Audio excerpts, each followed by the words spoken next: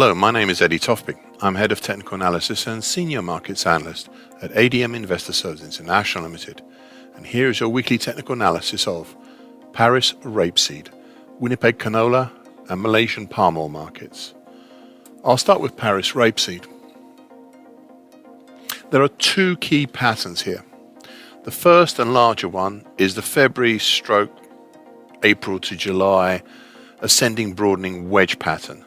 That's currently at 716 3/4 to 964.5, way up off the top of the chart. This is not a perfect pattern, but it has been the main driver higher through the early part of this year. The break lower out of this pattern has the following incredible targets thus on the downside. The primary target X is in the 352 even area, with a harder to get, well, I imagine much harder to get, secondary target X1 in a 217 even area. These are obviously, well, pretty much way out there targets, ones that you can put into your diary on the back page and just look at it maybe once a year.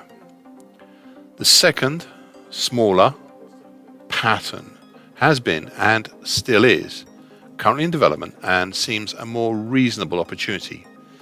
It is created from the break lower of that larger pattern in June and July and is an optimized falling wedge pattern, currently 582 1/4 to 631 1/4. Now, the key recent action had been the push lower last week, below the February low of 599 3/4, and today a more concerted, if still within the falling wedge pattern, but a move below that 599 3/4 level. Hence, this falling wedge has been and also still is the way to look for the future. The key problem with this pattern is that it's in the wrong place. By that I mean it should be forming after we'd had an ascending pattern, not, as in this case, a great big gapping drop lower. This has previously led me to suspect that perhaps, just perhaps, this pattern might morph into something else. However, that seems unlikely right now, and until that happens, I'll stick with the falling wedge pattern, even if it is in the wrong place. Winnipeg canola.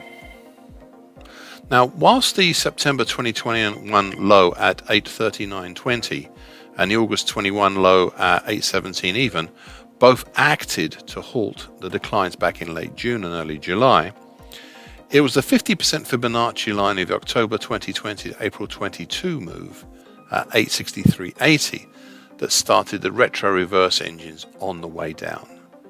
And in late July, early August, and recently late August, capped a recovery rise. The market over July formed a double bottom, but had failed to see that pattern exploited. Instead, we've seen a sideways to slightly lower movement that has coagulated into a bear channel pattern, currently 781.60 to 891.10. And it is this that is driving the current market. 5 weeks ago, we had a dead cross of the declining medium moving average, currently 941.90, moved down through the slowly declining long moving average, currently 995.30, which added strength to this idea. Indeed, the move lower took on a further dive last week, when for 2 sessions the market dipped and closed below the lower channel line. However, the market repaired itself this past Monday, and we are still within this bear channel, though still declining. I suspect the reason prices turned back up was not so much due to the lower channel line, but more to the proximity below that of the March 2008 previous all-time high at 770 even. This, it seems, is the key support here, right now, along with the nearby June 2020 today uptrend, currently at 767.40. It'll be interesting to see the interaction between these two and the market in the coming days. Now, one final thing to look out for. The short medium moving average, currently 838.70, is just above the market. Should that impinge upon the market, well, that could be an interesting event to watch and see the market's reaction to being pressured by the short medium moving average. Bursa Malaysia crude palm oil.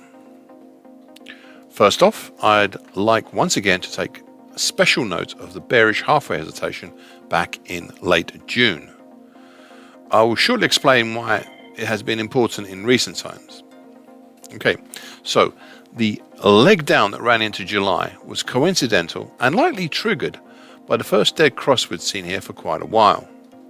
It was in late June and it was a declining short medium moving average, currently 39.99, pushing down through the declining medium moving average, currently 50.36.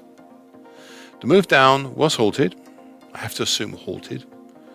The move down was halted as there was nothing else nearby by the extension of the neckline, currently at 38.23, of the September 2015 to November 2017 head and shoulders pattern.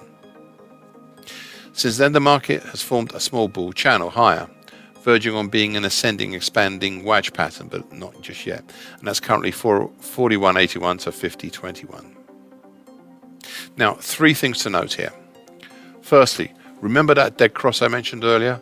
Well, we had another dead cross more recently in mid-August, and one that I would regard as more significant. It was the medium moving average, currently 50.36, moving down through the declining long moving average, currently 54.04. This dead cross had a more delayed reaction, as we had a break lower below the lower bull channel line in late August.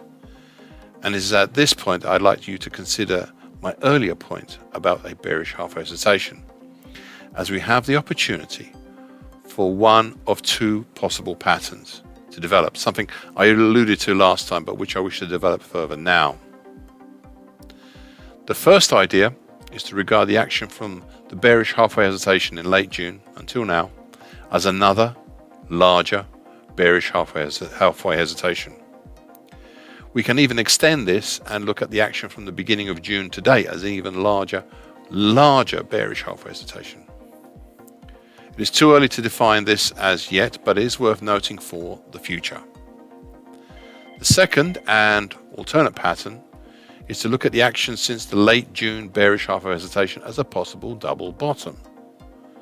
Now, this is too early on this pattern as well, but it has been becoming interesting this week as prices last week dipped down to the region of the July low at 34.49 and then reverted back up, though only to the neckline support that is now resistance, formed from the big old September 2015 to November 2017 head and shoulders top, currently at 38.23.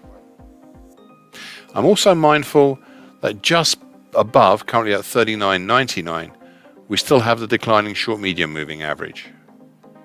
This moving average successfully capped the market in late August. The question now is which of these two patterns will the market follow, or will it come up with a separate third pattern? Thank you for listening. This weekly broadcast gives the essential market patterns and consequences. Please be aware of the risk disclaimer posted with this broadcast. Copyright Eddie Tofpik and ADM Investor Services International Limited. And here comes the final bit.